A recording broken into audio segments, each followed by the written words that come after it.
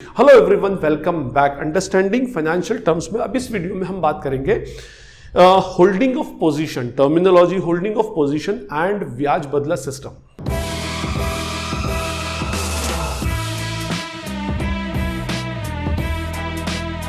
उस मूवी के अंदर आपने बहुत सारी जगहों पर देखा होगा जहां पर वो वर्ड यूज करते हैं कि भाई पोजीशन को होल्ड करना पड़ेगा। ठीक है, जैसे मैं आपको एक सीक्वेंस याद दिलाता हूं कि भाई एक सीक्वेंस के अंदर हर्षद मेहता और प्रणव सेठ आपस में बैठ के बात करते हैं और हर्षद मेहता प्रणव सेठ को बोलता है कि भाई मैंने देखा कि आपने एसीसी के शेयर्स को किस तरह से ऊपर लेकर गए मींस आपने लॉन्ग पोजीशन लेकर के उसके प्राइसेस को किस तरह से बढ़ाया। प्रणव सेठ बोलता है कि भाई लेकिन अब टाइम आ गया है कि मुझे इससे पीछे छुड़वाना पड़ेगा, मींस अब शॉर्ट पोजीशन लेना पड़ेगी। तो बोलता है क्यों भाई ऐसा क्यों? तो बोले बेयर गैंग पीछे लग गया है और उन्होंने शॉर्ट सेलिंग स्टार्ट कर दी है और इसकी प्राइसेस कभी भी नीचे आ सकती है और मेरे पास होल्ड करने के लिए फंड अवेलेबल नहीं है। ठीक है, फिर वो पूछता है कितने फंड की रिक्वायरमेंट है। एनीवे वो एक सीक्वेंस था उसके अंदर। बिसाइड्स एक सीक्वेंस के अंदर बेयर गैंग बोलता है कि भाई हमने ये उम्मीद से शॉर्ट पोजीशन ले ली थी कि भाई मार्केट नीचे गिरेगा, लेकिन मार्केट तो कंटिन्यूअसली बढ़ता जा रहा है और मार्केट गिर ही नहीं रहा। जब नहीं गिरेगा तो लॉस होगा। पोजीशन 6 महीने से पोजीशन होल्ड करके बैठे हुए हम, और अब अगर ये मार्केट नीचे नहीं आया तो हमें बोरिया बिस्तर बांध करके बाहर होना पड़ेगा। तो ये पोजीशन होल्ड करने का मीनिंग क्या होता है? देखिए, पोजीशन होल्ड करना शेयर्स होल्ड करने से अलग है, सिक्योरिटीज को होल्ड करने से बिल्कुल डिफरेंट है। आपको मैं बता दूं, और वैसे भी हम प्रीवियस वीडियोस के अंदर इस बात को डिस्कस कर चुके हैं और ये ऑलरेडी वेल नोन फैक्ट है कि भाई पोजीशन दो टाइप की होती है। दो पोजीशन में फर्स्ट पोजीशन होती है लॉन्ग पोजीशन और सेकंड होती है हमारी शॉर्ट पोजीशन। ठीक है, लॉन्ग पोजीशन का मीनिंग होता है बाइंग ऑफ सिक्योरिटीज। अगर आप बाय करते हो तो लॉन्ग पोजीशन कहलाएगा और अगर आप सेल करते हो तो शॉर्ट पोजीशन कहलाएगा। लॉन्ग पोजीशन लेकर के फायदा कौन लोग बनाते थे? बुल्स, तेजड़िए। और शॉर्ट पोजीशन लेकर फायदा कौन बनाते थे? बेयर्स। इसका ऑलरेडी एक डेडिकेटेड वीडियो है, फिर भी मैं आपको इन शॉर्ट बता दूं कि भाई जैसे कैसे लेते थे कि भाई इनको उम्मीद है कि भाई आगे मार्केट ऊपर चढ़ने वाला है। बुल्स का तो सेंटीमेंट ही होता था कि मार्केट ऊपर चढ़ेगा। अब इन्होंने क्या किया, एक शेयर 120 रुपए में खरीद लिया है ना, और मार्केट चढ़ गया 120 में खरीद लिया, मींस कौन सी पोजीशन ले ली? लॉन्ग पोजीशन ले ली। इनिशियली लॉन्ग पोजीशन लेते, और अगर ये प्राइस इसकी बढ़कर 150 हो गई तो 150 में ये शॉर्ट पोजीशन ले लेते थे।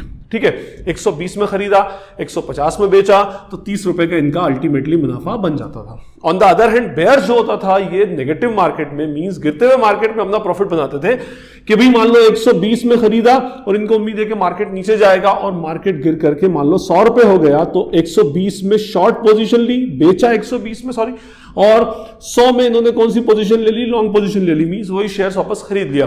तो 120 में बेचा, 100 में खरीदा, तो 20 रुपए का इनको प्रॉफिट हो जाया करता था। लेकिन ये इसको हम बोलते थे स्क्वायर ऑफ करना। लॉन्ग ली है तो उसको स्क्वायर ऑफ करने के लिए आपको ऑपोजिट पोजीशन शॉर्ट पोजीशन लेना पड़ेगी, और अगर शॉर्ट पोजीशन ली है तो उसको स्क्वायर ऑफ करने के लिए आपको लॉन्ग पोजीशन लेना पड़ेगी। इसको स्क्वायरिंग ऑफ बोलते थे।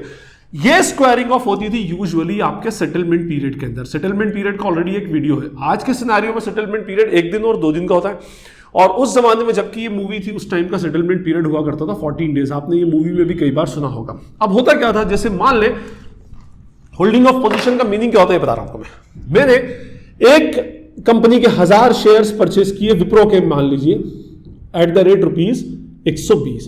ट्रांजैक्शन की वैल्यू कितनी होती है? 1,20,000 रुपए। ये मैंने कौन सी पोजीशन ले ली? Long position. अब उस टाइम के हिसाब से मेरे पास इसको स्क्वायर ऑफ करने के लिए 14 दिन का टाइम है ना। मेरी उम्मीद ये थी कि भाई मैं बुलिश मार्केट में बिलीव करता हूं, मुझे ये था कि भाई ये मार्केट ऊपर चढ़ेगा, शेयर की प्राइसेस ऊपर जाएंगी, फिर मैं इसको बेच दूंगा। मींस अपनी पोजीशन को 14 दिन के अंदर अंदर मुझे स्क्वायर ऑफ करना पड़ता है। भाई सेटलमेंट पीरियड का मीनिंग क्या होता है? या तो 14 दिन के अंदर आप उसको स्क्वायर ऑफ कर लो या फिर अपनी पोजीशन को क्लियर कर लो। ठीक है ना, एग्जीक्यूट कर लो ट्रांजैक्शन को। अब होता यह है, देखिए होता यह था कि हमें जब ये हमने लॉन्ग पोजीशन ली है स्पेकुलेशन पॉइंट ऑफ व्यू से, और 1,20,000 का ट्रांजैक्शन हो रहा है, तो हमें पूरे 1,20,000 रुपए नहीं जमा करने पड़ते थे। एक इनिशियल मार्जिन होता है, उस मार्जिन मनी को पे कर आप इस पोजीशन को ले सकते हो। मींस पूरा 120 रुपए, पूरे ट्रांजैक्शन की वैल्यू 1,20,000 है तो आपको 1,20,000 रुपए नहीं देने पड़ते थे। कुछ अमाउंट उसका आप एक्सचेंज में पे करके ये पोजीशन ले सकते थे। अब आप वेट कर रहे हैं 14 दिन का कि 14 डेज के अंदर मार्केट चढ़ेगा, है ना। अब मार्केट चढ़ेगा और जैसे ही मार्केट चढ़ेगा मैं इसको बेच दूंगा, प्रॉफिट बना करके बाहर हो जाऊंगा ट्रांजैक्शन से। ठीक है, अब 14 डेज होने को आ गए मान लीजिए, और अनफॉर्चुनेटली मार्केट बुलिश जाने की बजाय बेरिश चला गया, और इस शेयर की प्राइस जो 120 थी ये गिर करके 100 रुपए हो गई, और आज आपका सेटलमेंट पीरियड है। अब सेटलमेंट पीरियड है तो आपको दो में से कोई एक काम करना पड़ेगा, या तो पहला लॉन्ग पोजीशन लिए मींस आपने शेयर्स खरीदे, या तो शेयर्स की डिलीवरी लो, या पोजीशन को स्क्वायर ऑफ करो। अब दोनों में प्रॉब्लम है। शेयर्स की अगर आप डिलीवरी लेने चाहते हो कि भाई चलो कोई बात नहीं, मार्केट की प्राइस बढ़ गई तो मैं शेयर्स की डिलीवरी ले लेता हूं, बाद में जब बढ़ जाएंगी, गिर गई तो डिलीवरी ले लेता हूं, जब बाद में बढ़ जाएगी तो इसको सेल कर दूंगा। तो आप डिलीवरी लोगे तो आपको 1,20,000 रुपया देना पड़ेगा, फंड आपका अटक जाएगा। ठीक है, फाइन, क्योंकि आज तो 100 रुपए का शेयर है तो आपको 1,20,000 रुपए देना पड़ सकता है। मींस आपकी वर्किंग कैपिटल ब्लॉक हो जाएगी, लिक्विडिटी आपकी डिस्टर्ब होगी। स्क्वायर ऑफ के अंदर नुकसान यह है कि आपने खरीदा था 120 में और बेचेंगे 100 में, तो 20 रुपए पर शेयर का नुकसान है और 1,000 रुपए के हिसाब से 20,000 रुपए का आपको लॉस हो जाएगा अगर आप इसको स्क्वायर ऑफ करते, आज शॉर्ट पोजीशन लेते, क्योंकि आपने 120 में लिया था, आज बिकेगा 100 के अंदर। तो दोनों जगह पर अपने अपने कुछ ड्रॉबैक्स हैं, आपके पास इतना फंड अवेलेबल एक्चुअली नहीं है। अब इसके लिए उस टाइम पर एक चलता था कैरी फॉरवर्ड करने का, मींस वो बोलते थे कि भाई ना तो आप अपने ब्रोकर को बोलते हो ना तो मैं डिलीवरी लेना चाहता हूं, ना ही मैं इसको स्क्वायर ऑफ करना चाहता हूं। अरे तो भाई फिर क्या करोगे? तो बोले मैं अपनी पोजीशन को as it is next settlement cycle के लिए कैरी फॉरवर्ड करना चाहता हूं, मींस मैं अपनी पोजीशन को होल्ड करूंगा अगले सेटलमेंट पीरियड के लिए, मींस अगले 14 दिन के लिए, मींस इसी को ऐसे ही रखूंगा मैं, मेरा जितना पैसा उसी पर रहने दो और मेरी पोजीशन को ना तो मुझे डिलीवरी दो और ना ही मेरी पोजीशन को स्क्वायर ऑफ करो। हो सकता है अगले 14 दिन के अंदर मार्केट ट्रेंड फिर से ऊपर चला जाए और मैं शेयर्स को बड़े प्राइस के अंदर बेच दूं, प्रॉफिट अर्न कर लूं। ठीक है, तो ये तो आपके ब्रोकर से हो गया। लेकिन इस केस में ब्रोकर बोलता था कि ठीक है भाई ये तो आपने मुझे बोल दिया, लेकिन मुझे तो एक्सचेंज के साथ में इसका ट्रांजैक्शन करना पड़ेगा। तो ब्रोकर, आप बोलते थे ब्रोकर को, ब्रोकर आपसे बोलता था कि आप इस पैसे को मुझसे फाइनेंस करा लो। ठीक है, मैं आपको ये पैसा फाइनेंस कर देता हूं और इसके नेचुरली जब वो फाइनेंस कर रहा है तो ब्रोकर आपसे क्या मांगता था? उसके ऊपर ब्याज मांगता था और उस ब्याज को हम बोलते थे बदला, ब्याज बदला।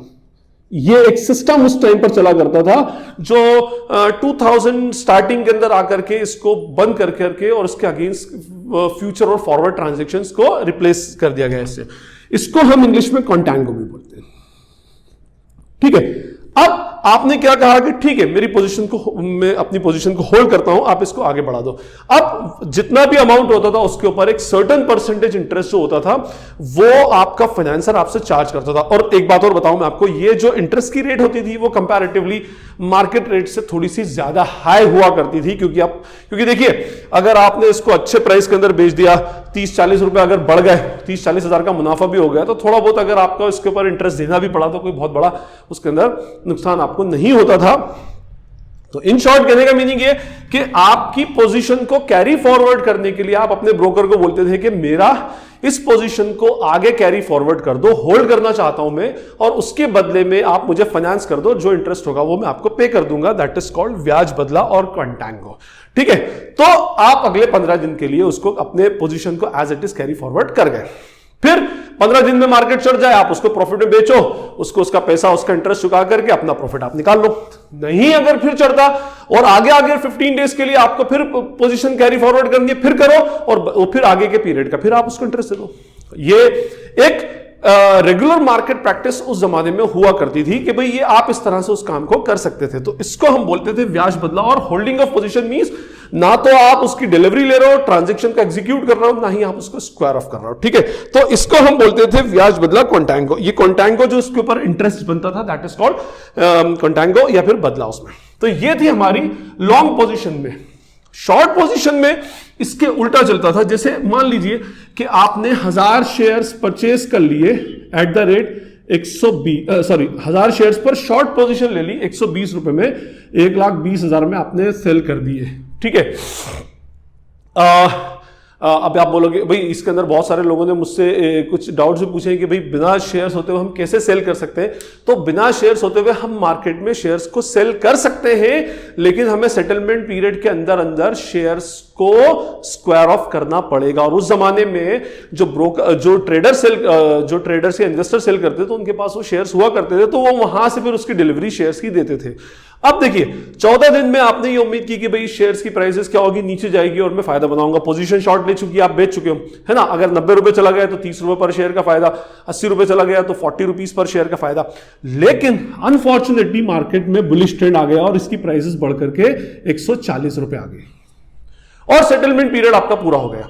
अब सेटलमेंट पीरियड पूरा हो गया तो फिर आपके पास दो ऑप्शन है, या तो क्या करो आप सिक्योरिटीज को डिलीवर करो और कैश ले लो, 1000 शेयर्स दो और कैश ले लो, या आप अपने ब्रोकर को कांटेक्ट करो, उसके पास शेयर्स होंगे तो वो अगर सेल कर सकता है तो कर दो। आज के सिनेरियो में तो ब्रोकर के पास नहीं भी हो तो भी आप ये करते नहीं हो उसके अंदर। भाई ये लोग, मैंने आपसे फिर कहा कि भाई जो स्पेक्युलेटर्स हुआ करते थे वो डिलीवरी के अंदर कभी बिलीव नहीं करते थे, वो लोग स्क्वायर ऑफ करते थे।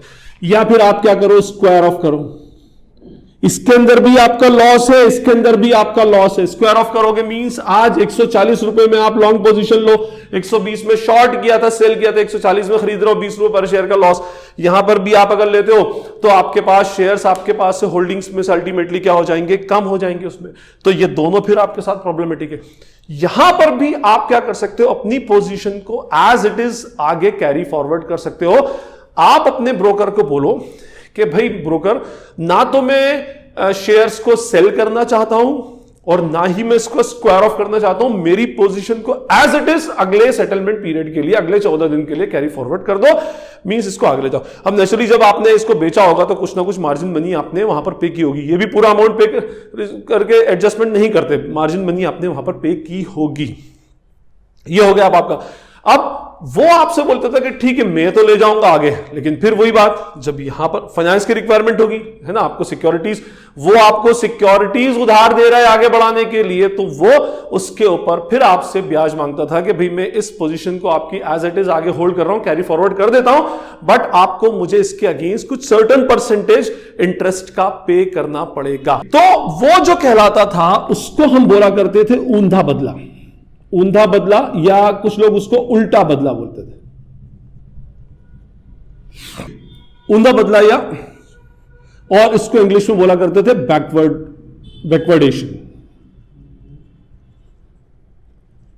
तो वो जो इंटरेस्ट उसके ऊपर चार्ज करता था शॉर्ट पोजीशन में, उसको ऊंधा बदला, उल्टा बदला या बैकवर्डेशन उसके अंदर कहा करते थे। तो वो आपकी उसको आगे बढ़ा देगा। अब आपकी पोजीशन अगर नेक्स्ट सेटलमेंट पीरियड के अंदर मार्केट बियरिश चला जाए तो आप शेयर्स को बेच दो, अपना प्रॉफिट उठाओ, उसका इंटरेस्ट दो ब्रोकर को और आपका जो भी पोजीशन उसको स्क्वायर ऑफ कर लो। इन केस अगर 14 डेज में फिर, जैसे मैंने कहा ना कि उसके अंदर बोलते हैं कि भाई पिछले 6 महीने से पोजीशन होल्ड करके बैठे, मींस हर 14 दिन इस उम्मीद से बढ़ाए जा रहे हैं कि मार्केट नीचे डाउन होगा, मार्केट डाउन होगा तो हमें कुछ ना कुछ बेनिफिट वहां से मिल जाएगा उसके अंदर, लेकिन उनको प्रॉफिट नहीं मिल पाता। तो या तो आप इसको क्या कर सकते हैं, आगे बढ़ाते जाओ बढ़ाते जाओ बढ़ाते जाओ, लेकिन जितना बढ़ाओगे आपको इंटरेस्ट उसको पे करना पड़ेगा, क्योंकि आपके पास इतना फंड की अवेलेबिलिटी नहीं है। आपने सिर्फ मार्जिन पे करके अपने ट्रांजैक्शन को एग्जीक्यूट किया है। तो ये अल्टीमेटली था हमारा होल्डिंग ऑफ पोजीशन और ब्याज बदला सिस्टम जो उस टाइम पर चला करता था। होप आपको ये क्लियर हो गया होगा। इनकेस अगर आपको कोई और फाइनेंशियल टर्म समझना हो तो आप कमेंट सेक्शन में लिख सकते हैं।